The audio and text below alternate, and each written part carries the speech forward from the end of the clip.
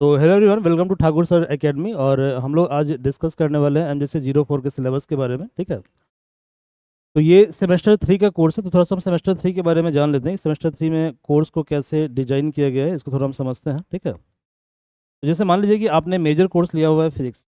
यदि आपका major course physics है, MJC 03 और 04, ठीक है, ये कोर्स उनके लिए है। ठीक है, जिन्होंने फिजिक्स को एज ए मेजर लिया। मेजर का मतलब होता है ऑनर्स। पहले जो ऑनर्स होता था उसी को मेजर कोर्स बोलते हैं। ठीक है, और पहले जो सब्सिडियरी कोर्स था उसको बोलते हैं माइनर कोर्स। क्लियर है? तो ये 03 04 उनके लिए है जिन्होंने क्या किया है, लिया है फिजिक्स को, लिया है एज एन ऑनर्स। तो फिजिक्स मेजर पेपर है। क्लियर है? बट यदि फिजिक्स आपका माइनर पेपर है, ठीक है, यदि आपने फिजिक्स को लिया है माइनर पेपर, तो इस केस में आपको पढ़ना है MJC 03। वैसे MJC MIC 03 उसका दोनों का सिलेबस ऑलमोस्ट सेम है। ठीक है, क्लियर है? तो those who have taken minor course, okay, physics as minor course, उनको सिर्फ पढ़ना पड़ेगा MJC 03 पढ़ना पड़ेगा। क्लियर है? लेकिन जिन्होंने फिजिक्स को मेजर कोर्स के तौर पे ऑप्ट किया हुआ है, इसका मतलब क्या है कि they want to their save their career in physics, मतलब फिजिक्स में अपना कैरियर सेट करना चाहते हैं, तो इसका मतलब दैट्स आपने लिया फिजिक्स को मेजर कोर्स के तौर पे। ठीक है, ऑनर्स कोर्स के तौर पे। तो जो ऑनर्स कोर्स के तौर पे लिए हैं उनको MJC 3 और MJC 4 दोनों पढ़ना पड़ेगा। क्लियर है? यहाँ जो MJC 03 था, ऑलरेडी ये कोर्स स्टार्ट हो चुका है। You may subscribe this course 03। इस कोर्स का नाम है थर्मोडायनामिक्स। ठीक है, थर्मोडायनामिक्स इस कोर्स का नाम है। जबकि जो MJC 04 है, जो ऑनर्स वाले बच्चे हैं उनके लिए है ये। ठीक है, ये कोर्स है EMT, मतलब electromagnetic theory. Electromagnetic theory. Clear है? Electromagnetic theory. ठीक है, EMT इलेक्ट्रोमैग्नेटिक थ्योरी। ठीक है, ये आपका कोर्स है। तो इस कोर्स के अंदर सेम स्ट्रक्चर है। स्ट्रक्चर कोर्स का क्या है, इसको जरा हम देख लेते हैं। ठीक है, तो ये ठाकुर सर एकेडमी का ऐप है, आप इसको गूगल एंड्रॉइड से डाउनलोड कर सकते हैं। और for further inquiry regarding course, यदि कोर्स के बारे में कुछ आपको एक्स्ट्रा इन्फॉर्मेशन चाहिए, जानकारी चाहिए, तो ये मैं call on this number 9155545177। Clear है? तो इस नंबर पे आप कॉल कर सकते हैं। जो MJC 04 कोर्स आपका होगा, इस कोर्स में टोटल 4 क्रेडिट होंगे कोर्स के अंदर, और इसमें 3 क्रेडिट थ्योरी होगा और 1 क्रेडिट क्या होगा, प्रैक्टिकल होगा। ठीक है, तो there will be 4 credit course. ठीक है, कोर्स में कितने क्रेडिट हैं? 4 क्रेडिट हैं। और इसमें 3 क्रेडिट क्या है आपका, 3 क्रेडिट क्या है आपका, थ्योरी है, और 1 क्रेडिट आपका प्रैक्टिकल है। क्लियर है? ये कोर्स का स्ट्रक्चर है। गुड। तो 3 क्रेडिट का मतलब यहाँ पे 4 चैप्टर है, 4 या 5 चैप्टर ऐसे कुछ है। हम देख लेते हैं कितना चैप्टर है। ठीक है, तो पहला चैप्टर आपका है इलेक्ट्रोस्टैटिस्टिक्स। ठीक है, तो इलेक्ट्रोस्टैटिक्स क्या होता है इसको समझते जरा हम। ठीक है, तो होता क्या है कि मान लीजिए चार्ज जब रेस्ट में, ठीक है, इलेक्ट्रोस्टैट्स, इलेक्ट्रो तो इलेक्ट्रो मतलब चार्ज, इलेक्ट्रॉन, और स्टैटिक्स मतलब एट रेस्ट। क्लियर है? यहाँ से ये वर्ड बना है। इस पर्टिकुलर पार्ट में क्या क्या आपको पढ़ना है, तो ऑलरेडी इसको अपने क्लास 12 में पढ़ा होगा। ठीक है, बट क्लास 12 से थोड़ा एडवांस कोर्स है ये। ओके, तो क्लास 12 का जो बेसिक है वो आपको थोड़ा हेल्पफुल होगा इस कोर्स को समझने में। ठीक है, but otherwise course entirely different है। ठीक है, यहाँ पे आपको लैप्लासियन यूज करना है, आपको यहाँ पे यूज करना है गॉसियन थ्योरम यूज करना है, वगैरह वगैरह। ठीक है, यहाँ पे कुछ नए ऑपरेटर यहाँ पे इंट्रोड्यूस होंगे, जैसे कि यहाँ पे एक डेल नाम का ऑपरेटर होगा। ठीक है, जो आपने पढ़ा होगा वेक्टर अलजेब्रा में, MJC 01 वाले कोर्स में, और MIC 01 वाले कोर्स में पढ़ा होगा फिजिक्स में। ठीक है, ऐसे यहाँ पे एक लैप्लासियन ऑपरेटर इंट्रोड्यूस होगा, जिसको डेल 2 बोलते हैं। क्लियर है? इस सब का थोड़ा ट्रीटमेंट करना है। ओके, तो ये सब आपको डिस्कस करना है। यानी कि MJC 01 का जो वेक्टर अलजेब्रा आपने पढ़ा था, ठीक है, ओके, उस पर्टिकुलर कॉन्सेप्ट का यहाँ पे बहुत ज़्यादा यूज होने वाला है। ठीक है, तो डाइवर्जेंस आपने पढ़ा होगा, कर्ल पढ़ा होगा, ग्रेडियंट पढ़ा होगा। क्लियर है? तो इन सारे कॉन्सेप्ट को इन ब्रीफ हम डिस्कस करेंगे, यूज करेंगे in the course of EMT electromagnetic theory. Clear है? तो यहाँ पहला जो कॉन्सेप्ट आपको सिलेबस में पढ़ना है वो है इलेक्ट्रिक फील्ड एंड पोटेंशियल। ठीक है, तो 12 में आपको पढ़ना हुआ इलेक्ट्रिक फोर्स, कूलम फोर्स। यहाँ पे कूलम फोर्स पहले नहीं पढ़ना है। ठीक है, कूलम फोर्स को पढ़ने की जरूरत है ही नहीं। ठीक है, it is not part of syllabus. Okay, तो सिलेबस में क्या है, सिलेबस से पहला है इलेक्ट्रिक फील्ड हम कैसे कैलकुलेट करते हैं, पोटेंशियल कैसे कैलकुलेट करते हैं, ये हमको पता करना है। ठीक है, फिर हमें पता करना है कि इलेक्ट्रिक फील्ड हम कैसे निकालेंगे। ठीक है, एक चार्ज एस्फेयर के लिए, चार्ज एस्फेयर है, ठीक है, इस तरह का एस्फेयर है, के ऊपर क्या है, चार्ज का डिस्ट्रीब्यूशन है, मतलब ये गाउस थ्योरम का एप्लीकेशन पार्ट है। ठीक है, तो इस पर्टिकुलर चीज़ के लिए कैसे हम इलेक्ट्रिक फील्ड निकालेंगे, तो आप याद करो जो आपने क्लास 12 में कोर्स किया होगा। ठीक है, ओके, तो आपने पढ़ा होगा वहाँ पे इलेक्ट्रिक फील्ड जो हम निकालते हैं, मतलब क्या कहते हैं, इलेक्ट्रिक फील्ड हम निकालते हैं किसी स्फीयर के लिए, किसी लीनियर चार्ज डेंसिटी लाइन के लिए। ओके, तो लाइन में लैम्डा वाला टर्म आता है, सरफेस के लिए सिग्मा का टर्म आता है, ठीक है। ऐसे स्फीयर के लिए क्या होगा, रो का टर्म आएगा। क्लियर है? तो जब सिंपल तरीके से इलेक्ट्रिक फील्ड को कैलकुलेट करते हैं तो इस केस में प्रॉब्लम थोड़ा कॉम्प्लेक्स होता है, you have to go for longer integration, ठीक है, वगैरह वगैरह। बट जब सेम प्रॉब्लम को हम सॉल्व करेंगे with the help of Gauss theorem, okay, तो गाउस थ्योरम की सहायता से इस प्रॉब्लम को सॉल्व करना क्या होगा, काफ़ी ज़्यादा आसान हो जाएगा, ठीक है। तो अगला जो कोर्स में आपको टॉपिक पढ़ना है that is Gauss law. Gauss law क्या होता है?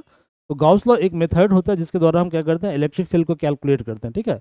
यानी कि इलेक्ट्रिक फील्ड के निकालने का जो वे है, कुलम्स का तरीका, कुलम्स लॉ है, ठीक है, वो काफ़ी टफ है। क्लियर है? जब कुलम्स लॉ से हम फील्ड कैलकुलेट करते हैं इट इज़ वेरी चैलेंजिंग, ठीक है। यानी कुलम्स लॉ के एफर्ट को बहुत ज़्यादा आसान बना देता है कौन? गाउस थ्योरम, ठीक है। तो गाउस थ्योरम के द्वारा मेनली क्या करते हैं, मेन इसका काम होता है इलेक्ट्रिक फील्ड को कैलकुलेट करना, ठीक है। तो व्हाट इज गाउस लॉ और गाउस लॉ का एप्लीकेशन क्या क्या है, ठीक है, ये हम डिस्कस करेंगे। ओके, फिर हम डिस्कस करेंगे कैसे हम किसी कंडक्टर के कारण इलेक्ट्रिक फील्ड कैलकुलेट करते हैं। What is electric dipole, electric dipole क्या होता है, ठीक है, इलेक्ट्रिक डाइपोल क्या होता है, ये हमको डिस्कस करना है। तो मान लीजिए कोई भी एटम है, एटम मतलब क्या हुआ कि एटम का मतलब उसमें इलेक्ट्रॉन होगा, प्रोटॉन होगा, न्यूट्रॉन होगा, ठीक है। तो देखो न्यूट्रॉन पे तो चार्ज बिल्कुल नहीं होता है। जब कोई एटम है इलेक्ट्रिकली न्यूट्रल है, क्लियर है, और वो उसको वहाँ पे हम क्या करते हैं, इलेक्ट्रिक फील्ड को अप्लाई कर देते हैं, ठीक है।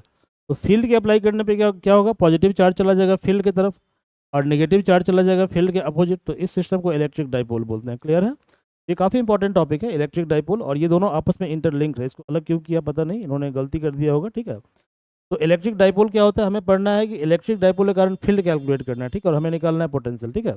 तो we have to calculate potential and field due to electric dipole. Okay, dipole approximation for arbitrary charge distribution, ये भी आपके सिलेबस में लिखा हुआ है, ठीक है। सिलेबस में अगला चीज जो है वो है क्वाड्रुपोल मोमेंट, ये नई चीज़ है, ठीक है। तो डाइपोल में क्या होता है, दो चार्ज होता है, क्वाड्रुपोल में कितना होगा, चार चार्ज होगा, ठीक है, that is called quadrupole. Okay, तो आपको पढ़ना है नया कॉन्सेप्ट इलेक्ट्रिक क्वाड्रुपोल, ठीक है, ये क्या होता है।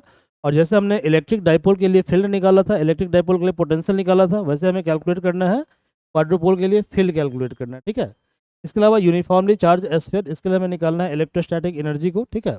अब यहाँ पे एक नया चीज़ है पॉइसा एंड लेप्लास इक्वेशन, ठीक है, और एप्लीकेशन ऑफ लेप्लास इक्वेशन, ठीक है।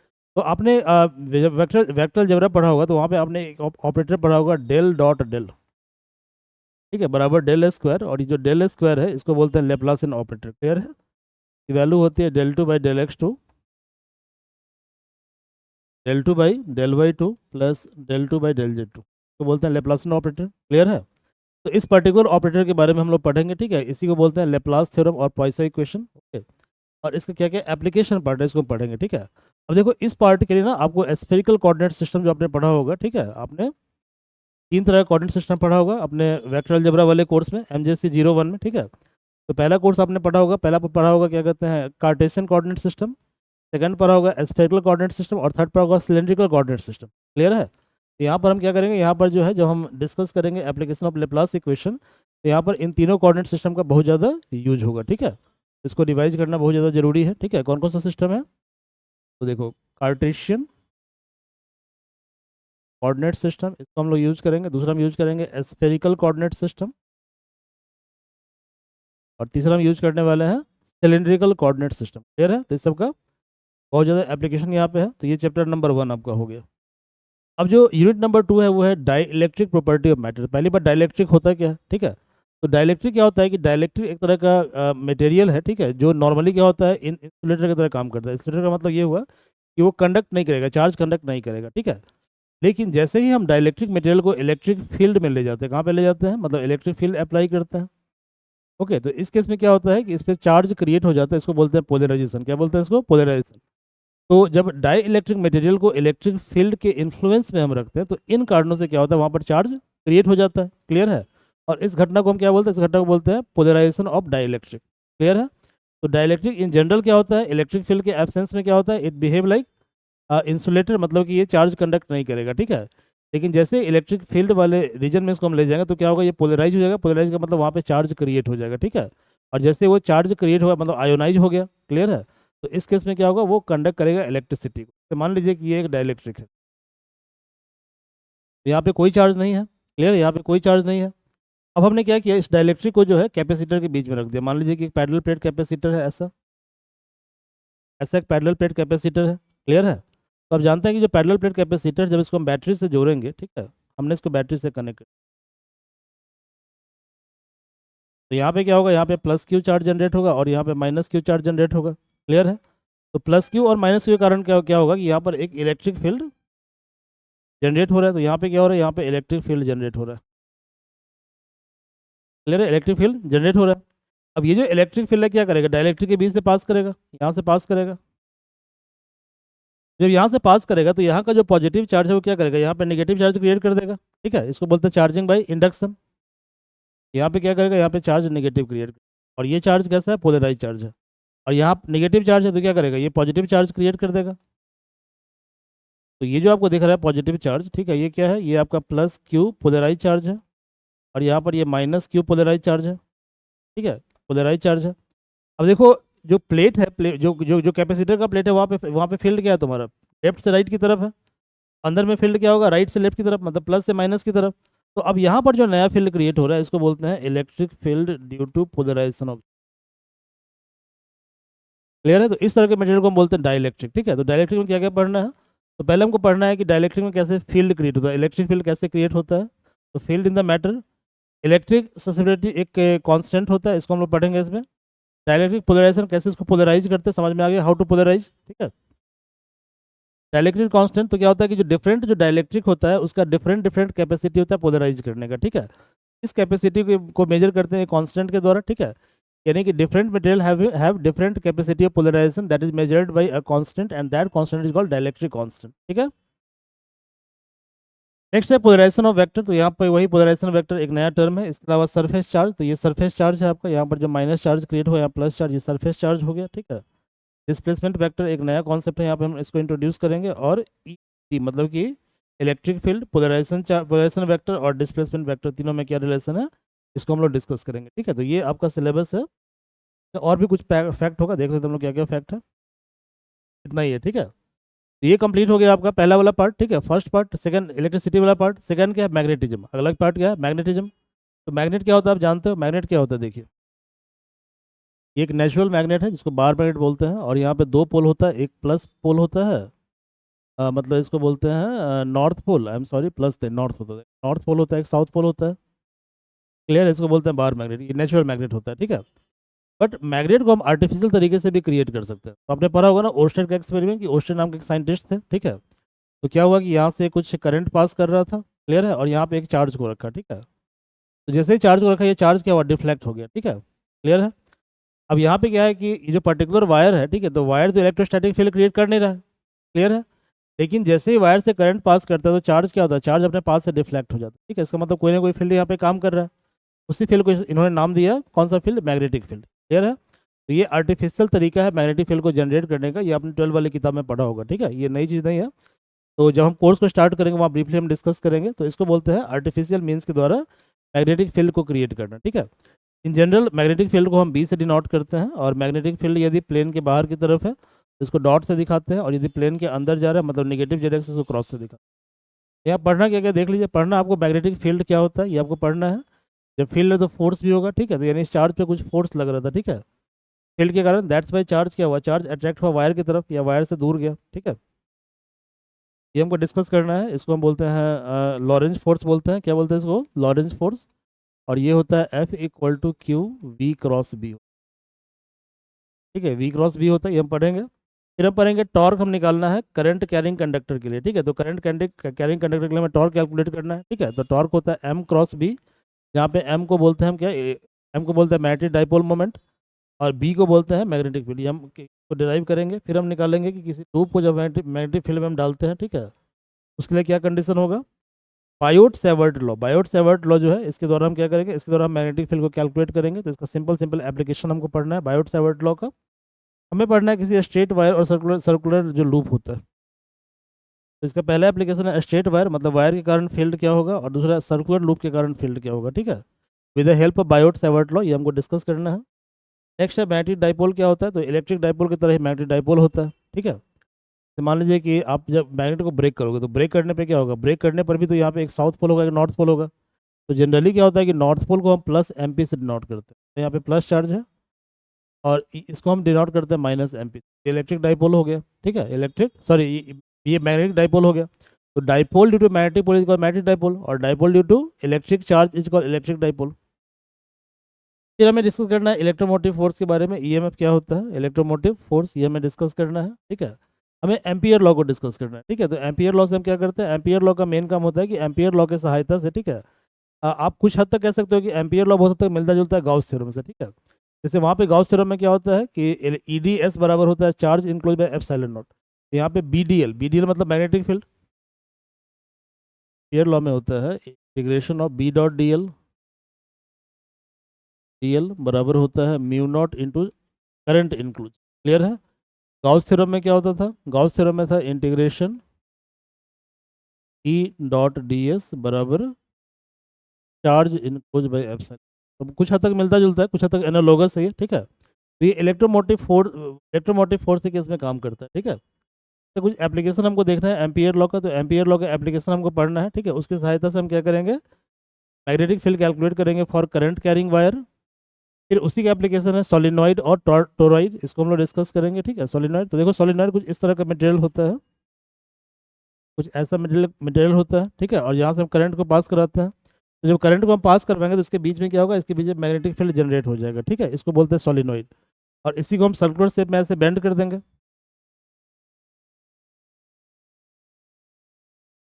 ये टोरॉइड हो गया। ठीक है, इसको हम लोग डिस्कस करेंगे। क्लियर है। तो इसके बाद गाउस लॉ ऑफ मैग्नेटिज्म। ठीक है, तो ये क्या होता है, जैसे गाउस लॉ ऑफ इलेक्ट्रोस्टैट्स होता है ई डॉट डी एस। तो गाउस लॉ एक तरीका है जिसके द्वारा हम क्या करते हैं, इलेक्ट्रिक फील्ड कैलकुलेट करते हैं, और ये होता है Q in by epsilon naught. यहाँ पे क्या होगा, इलेक्ट्रिक फील्ड की जगह मैग्नेटिक फील्ड आ जाएगा। ठीक है, ई की जगह बी आ जाएगा, डी एस तो ऐसे ही रहेगा, एरिया वेक्टर बराबर जीरो। ये होता है गाउस थ्योरम ऑफ मैग्नेटिज्म, ये हम लोग डिस्कस करेंगे गाउस थ्योरम ऑफ मैग्नेटिज्म। इसका दोनों फॉर्म डिस्कस करेंगे, इंटीग्रल फॉर्म और डिफरेंशियल फॉर्म, दोनों डिस्कस करेंगे। ठीक है, व्हाट इज रिलेटिव परमिएबिलिटी ये हम पढ़ेंगे। ठीक है, मैग्नेटिक कैलकुलेट करेंगे, मैग्नेटाइजेशन वेक्टर कैलकुलेट करेंगे। तो ये वही चीज़ है जो पोलराइजेशन वेक्टर था डाइलेक्ट्रिक के केस में। ठीक है, इसको हम लोग पढ़ेंगे। हम लोग को पढ़ना है कि कैसे हम निकालते हैं इंटेंसिटी ऑफ मैग्नेटाइजेशन। यहाँ पे एक कर्व है हिस्टेरिसिस कर्व, हम लोग डिस्कस करेंगे हिस्टेरिसिस कर्व के बारे में। ऐसा एक कर्व होगा, इसको हम लोग डिस्कस करेंगे, it is very important curve, curve के बारे में हम लोग बात करेंगे। ठीक है, हिस्टेरिसिस कर्व। ठीक है, ओके, इसी कर्व के अंदर इससे सारा चीज़ हम निकालते हैं। यहाँ से हम निकालेंगे मैग्नेटाइजेशन वेक्टर को, यहाँ से हम निकालेंगे इंटेंसिटी ऑफ मैग्नेटाइजेशन, मतलब कि स्ट्रेंथ कितना मैग्नेटाइजेशन का। ठीक है, जैसे डाइलेक्ट्रिक स्ट्रेंथ था, ये डाइलेक्ट्रिक पोलराइजेशन था। ठीक है, कि जो हर एक जो डाइलेक्ट्रिक मटेरियल है उसका डिफरेंट डिफरेंट बिहेवियर होता है, तो कुछ बहुत जल्दी पोलराइज होगा, कुछ बहुत बहुत लेट से पोलराइज होगा। क्लियर है, तो इस स्ट्रेंथ को मेजर करते हैं डाइलेक्ट्रिक पोलराइजेशन से। ठीक है, तो ऐसे ही कुछ बहुत फास्टली मैग्नेटाइज होता है, कुछ मटेरियल, कुछ मटेरियल को मैग्नेटाइज होने में बहुत टाइम लगता है। ठीक है, इस स्ट्रेंथ को मेजर करते हैं किससे, इसको मेजर करते हैं इंटेंसिटी ऑफ मैग्नेटाइजेशन से। ठीक है, इसी को हम बोलते हैं मैग्नेटिक इंटेंसिटी। ये हम लोग डिस्कस करेंगे इस कोर्स के अंदर। नेक्स्ट है इस तीनों में रिलेशन क्या होता है, तो जैसे वहाँ पे रिलेशन था ना, तो ऐसे यहाँ पे है कि मैग्नेटिक फील्ड, इंटेंसिटी और मैग्नेट, सॉरी इसको बोलते हैं मैग्नेटाइजेशन। ठीक है, तो इस तीनों में क्या रिलेशन है। नेक्स्ट हमें डिस्कस करना है कि मैग्नेटिक एनर्जी स्टोर्ड इन एनर्जी इस मैटर कैसे कैसे कैलकुलेट करेंगे, व्हाट इज मैग्नेटिक सर्किट, ये क्या होता है। ठीक है, potential energy of current loop placed in magnetic field, ये कैसे हम निकालेंगे। एक टर्म है बैलिस्टिक गैल्वेनोमीटर, इसको हम लोग पढ़ेंगे। ठीक है, अगला सिलेबस क्या है, तो electromagnetic damping, logarithmic damping, critical damping resistance. अब देखो ये यहाँ पे क्या हुआ कि मैग्नेटिज्म के अंदर जो है, ठीक है, जो आपने MJC 02 का कोर्स किया होगा, ठीक है, ऑसिलेट क्या कहते हैं, आपने पढ़ा होगा ना ऑसिलेशन के बारे में। तो यहाँ पे क्या हुआ कि सिंपल हार्मोनिक मोशन का ये एप्लीकेशन पार्ट हो गया, इसको बोलते हैं LCR सर्किट, इसको बोलते हैं LC ऑसिलेशन। ये भी हम ब्रीफ में डिस्कस करेंगे LC ऑसिलेशन के बारे में। ठीक है, तो L का मतलब क्या हुआ, L का मतलब ये हुआ कि इंडक्टर, और C का मतलब कैपेसिटर। ठीक है, तो LC सर्किट, इसका कैसे ऑसिलेशन होता है इसको हम लोग डिस्कस करेंगे। एक सर्किट है, वहाँ पे कैपेसिटर है, इंडक्टर है, और वहाँ पे एक AC सोर्स। ओके, इसको बोलते हैं LC ऑसिलेशन सर्किट। तो उसी का एप्लीकेशन है यहाँ पे इलेक्ट्रोमैग्नेटिक डैम्पिंग, लॉगरिथमिक डैम्पिंग और क्रिटिकल डैम्पिंग रेजिस्टेंस CDR। ठीक है, ये तीनों का एप्लीकेशन LC, इसको बोलते हैं कंबाइंडली LC। जो चौथा चैप्टर है उसमें आपको पढ़ना है फैराडे लॉ और लैंज लॉ के बारे में पढ़ना है। ठीक है, आपको पढ़ना है इंडक्शन के बारे में कि what is mutual induction, what is self induction, मतलब आपको पढ़ना है mutual and self induction of solenoid. Okay, solenoid के बाद पढ़ना है energy stored in magnetic field, ये कैसे निकालते हैं, electric field induced due to time varying magnetic field. ठीक है, तो यह मैग्नेटिक फील्ड जो है टाइम के रिस्पेक्ट में क्या हो रहा है, चेंज हो रहा है, कांस्टेंट नहीं है। ठीक है, तो इस केस में कैसे हम कैलकुलेट करेंगे इलेक्ट्रिक फील्ड को। तो आपने पढ़ा होगा इलेक्ट्रोमोटिव फोर्स का कॉन्सेप्ट, वही कॉन्सेप्ट यहाँ। ठीक है, मैग्नेटिक फील्ड निकालना है induced due time varying electric current, तो दोनों चेंज हो गया आपस में। Maxwell theorem very very important, ठीक है। मैक्सवेल क्या करता है, मैक्सवेल का जो थ्योरम है वो क्या है कि unification of all the theorems of electrostatics है, ठीक है।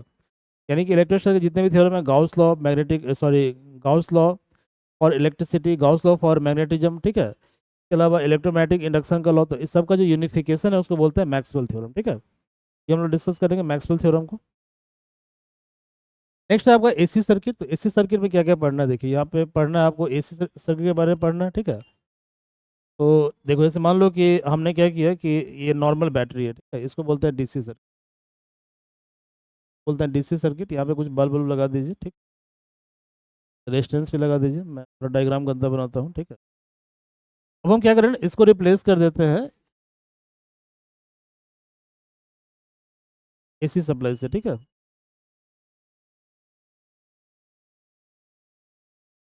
तो ये हम लोग डिस्कस करने वाले हैं एसी सर्किट। हम लोग डिस्कस करेंगे कैसे हम अप्लाई करते हैं किरचॉफ लॉ को, ठीक है, एसी सर्किट में। तो कैसे सॉल्व करेंगे, रिएक्टेंस का मतलब रेजिस्टेंस होता है, क्या होता है, रेजिस्टेंस होता है। एसी सर्किट में रेजिस्टेंस को हम रिएक्टेंस बोलते हैं, क्लियर है। क्योंकि यहाँ पे रिएक्टेंस, यहाँ पे रेजिस्टेंस क्या होता है, वेरिएबल होता है, वेरी करता है, कांस्टेंट नहीं होता, ठीक है। क्या है पढ़ना हमको, सीरीज कॉम्बिनेशन, पैरेलल कॉम्बिनेशन, ठीक है। अब एलसीआर सर्किट, रिजोनेंस क्या होता है, तो रिजोनेंस से हम निकालते हैं क्वालिटी फैक्टर और बैंडविड्थ और पावर निकालते हैं, तो हम निकालते हैं रिजोनेंस से। ये तीनों एक ही टॉपिक है, और ये सिंपली क्या है, ये सिंपली आपका जो आपने पढ़ा होगा ऑसिलेशन के बारे में M02 में, ठीक है, उसी का एप्लीकेशन पार्ट है, ठीक है। कहाँ पे, ईएमटी वाले थ्योरी में, ठीक है, इलेक्ट्रोमैग्नेटिक थ्योरी में पढ़ना है आपको, ठीक है। अब क्वेश्चन यहाँ पे ये आता है कि which is one is best book, कौन सा बुक हमें पढ़ना चाहिए। तो ग्रिफिथ की बुक आती है, ठीक है, ग्रिफिथ। यदि आप फॉरेन ऑथर पढ़ते हैं तो ग्रिफिथ सबसे बेस्ट बुक है मेरे नज़र में, ठीक है, मुझे मुझे सबसे तब यही लगती है, ठीक है। तो आप या तो ग्रिफिथ पढ़ सकते हो, क्लियर है। और अदरवाइज, ठीक है, ये ग्रिफिथ आपको थोड़ा टफ लगता है, ये थोड़ा फॉरेन ऑथर है, इसका लैंग्वेज थोड़ा टफ हो सकता है मे भी आपके लिए। तो इस केस में आप जो है कोई भी इंडियन ऑथर पढ़ लीजिए, कोई भी किताब खराब नहीं होती। गुप्ता कुमार शर्मा आता है, वो भी आप पढ़ सकते। गुप्ता कुमार शर्मा, ये बुक आती है, इसको आप पढ़ सकते हैं। अदरवाइज एक आती है डीसी तयाल, दोनों में से कोई भी एक किताब पढ़ सकते हैं आप, ठीक है। अदरवाइज ग्रिफिथ सबसे स्टैंडर्ड किताब है, ओके। तो if you are interested in this course, तो the course will start very soon, और कोर्स के बारे में नोटिफिकेशन आपको ऐप पे मिल जाएगा। तो यहाँ पे लिंक दिया हुआ है ऐप के, यहाँ पे लिंक है, तो लिंक आप ऐप को डाउनलोड कर लें और यहाँ से आपको सारे अपडेट्स मिल जाएंगे। और कोर्स के बारे में यदि आपको इन डीप जानकारी चाहिए तो यहाँ पे टेलीकॉलर का नंबर भी दिया हुआ है, 9155545177, ठीक है। तो थैंक यू।